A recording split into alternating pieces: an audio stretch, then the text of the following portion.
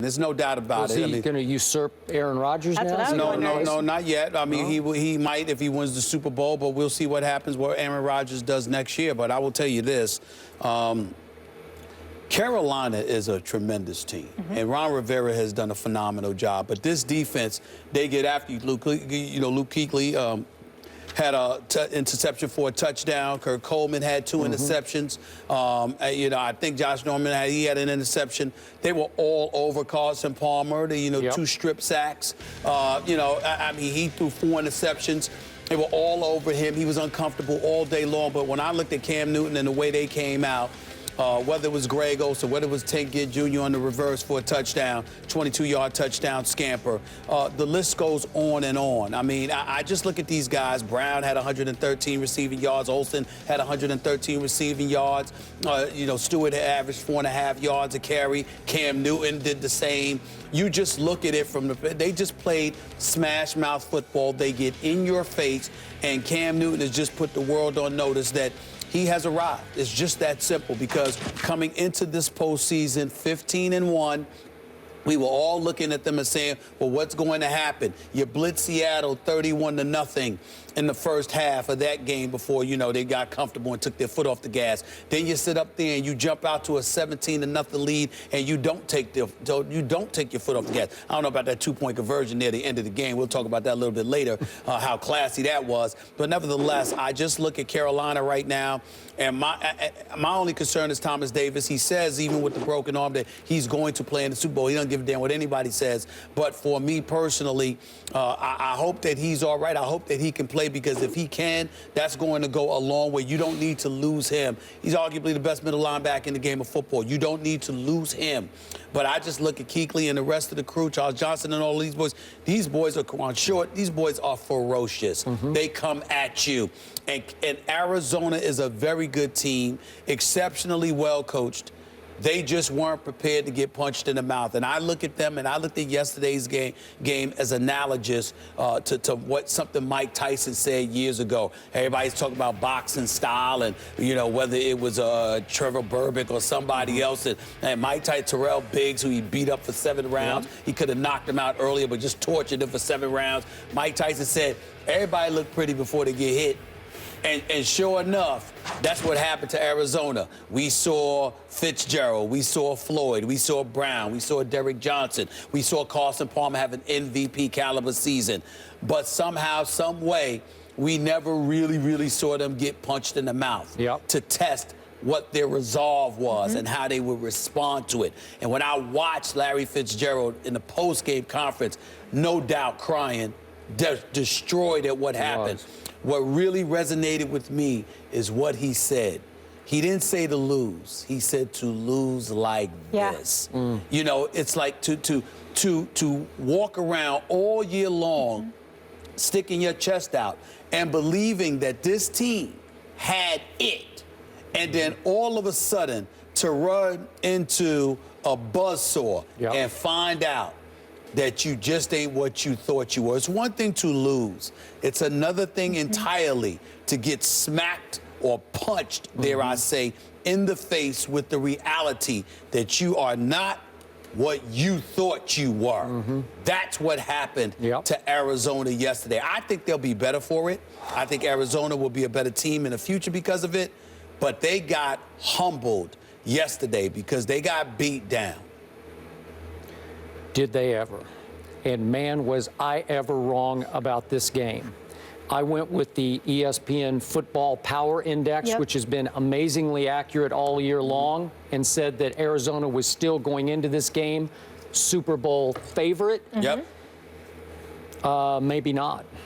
Because after 2 series, I was kicking myself for trusting Carson Palmer on this stage. And I have to go back now 3 games. I lost so much respect over the last 3 games, including the one at home that ended the regular season. Remember Seattle? 36-6 Seattle in that game. Carson Palmer stunk it up in that one against Green Bay in the first playoff game. And obviously what happened last night was just a debacle for the quarterback who, as you pointed out, ran away with regular season QBR statistics. So he had an MVP caliber regular season. Statistically, caliber MVP season. And that stage was just too big for him last night. I think the first one at home was too big for him. That's Carson Palmer, who became almost as valuable last night for Carolina as Cam Newton was, which brings me to Cam Newton. I got to tell you, this has become the year of Cam. He has become the most dominant force in all of pro football. I'm talking about as a pocket passer, as a runner, as a short yardage touchdown scorer, and as a team igniter. That team is now feeding off everything Cam, all the way down to the sideline photo that they take of each other at the end of the game, right, while the game is still going on. Yeah. Some people think it's disrespectful. It's Carolina. It's who they are. And he is now backed up by a defense that is on one of the all-time turnover rolls. It created 39 turnovers in the regular season, 39 takeaways. That was 6 more than Arizona had in the regular season. Now in 2 games, as you know, 2 from Seattle, 7 more last night, so 9 takeaways in 2 games. If they get 4 against Denver without a turnover, they would set the record. They would, let's see, that would tie them for the all-time. Yeah, okay, for the all-time playoff turnover margin record. That defense is creating crazy, contagious, runaway momentum for both sides of the ball. Because every time, as you point out, every time I look up, oh, wait a minute, Kuechly intercepted another one, and he's running it back for a touchdown. It's one of those rolls that you see late in the year that a team gets on, and you just can't stop them, which is why this opened as a 5.5 favorite in favor of Carolina over Denver in the Super Bowl. I get that. We're going to talk about it more later. But back to your 2-point conversion. So it's 5.5 minutes left in this game. 40-15. It's 40-15, and you go for 2. I was shocked. You tweeted about it. I tweeted about it because by the book, that's in your face, man. You're running it up, right? But I think that's this team now. Isn't that sort of their personality? Exactly. They're all going to celebrate. They're going to rub your nose in it, but in a fun way. They're just having fun. I don't know. Nobody asked. I thought Bruce Arians would pop off about it after the game and take issue with it and say, we will remember this for a long time. He didn't have anything to say. Surprised. I was surprised. I thought it was. That's the one classless. I don't overreact to a lot of that stuff, and I have no problem with Cam and their celebrations and all of that stuff. But I thought that was relatively classless on their part. You're 40-15 with 5 minutes left. You don't need to do that. That's the only issue that I had. But in the end, I will tell you that this Carolina team is impressive, and they seem willing to play smash mouth football. It's not something that they resort to as a last resort. It's something they seem to welcome. And, you know, I remember after the end of the game when Bradshaw was asking Cam and you know, about going up against Peyton. You know, and Cam just avoided the question. And, you know, if it were me, I wouldn't have avoided the question. I would have said, I don't know what y'all talking about. I ain't got to compete against. I'm not the one that has to compete against Peyton Manning. This defense does. That's true. And I wish him luck. That's what I would have said if it was if it had been me. I'd have been. You see this defense that this team has here. Good luck to Peyton Manning for that one. I'm glad I ain't got to go against him. That's what I would have said. I agree with that. And I must say, after what I had to sit through in the first game yesterday, it killed my heart to watch what Cam got to do in the second game. He was standing back there, to use your line. He could have called his mama. He could have called his new son. He could have called anybody he wanted to and talked for a while on a cell phone because he had that much time to throw every time. He was just standing back there thinking, I think you know what disappointed me about Carson Palmer, though? The game was still in reach a couple of times where he threw interceptions. And it was like, oh, my God, it's urgent, so I got to try to do something. You actually had plenty of time. Just methodically march down the field, make it a 1 or 2 possession game, and you would have been fine.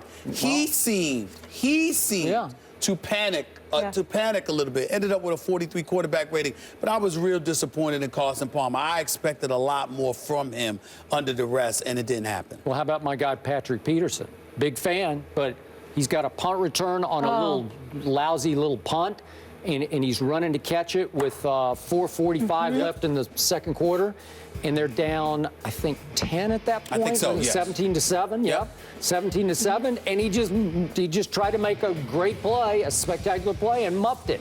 And you just can't do it. If you catch that ball, you're going to have it somewhere at the 50 at least. Knowing him, he might have broken it. Right. But all of a sudden, they go down and score, then you throw an interception, and it's the And then what floodgates about what open. happened next? Then he gets the penalty next, too. He got a penalty. Yeah. That's right. No, Yes. that's right. I also think not having a honey badger hurt them. Well, it No, of obviously course. did. But Because I'm saying he's a playmaker. He somehow, some way, you just get the impression that Arizona's defense would have been significantly better with him as opposed to without him because, he buffers your secondary so significantly that you're able to take more chances, apply more pressure, and maybe it wouldn't have been as comfortable and maybe it would have been more of a runaway. And you'd like to believe that Brown wouldn't have had an 86-yard touchdown, catch or anything like that, but it just wasn't meant to be. So Charles Johnson, the defensive lineman you brought up, Yes. said he likes to call Cam Obama.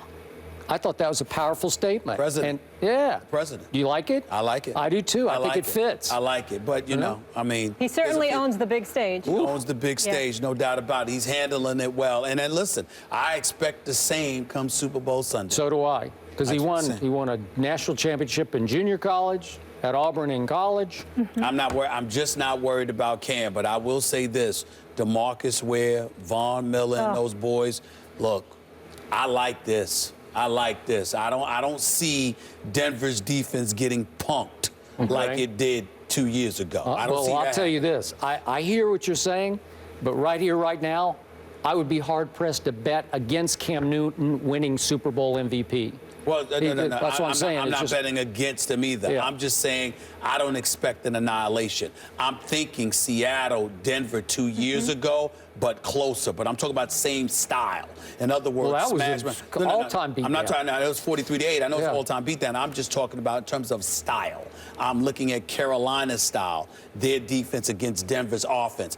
I just don't think Denver's defense will get punked.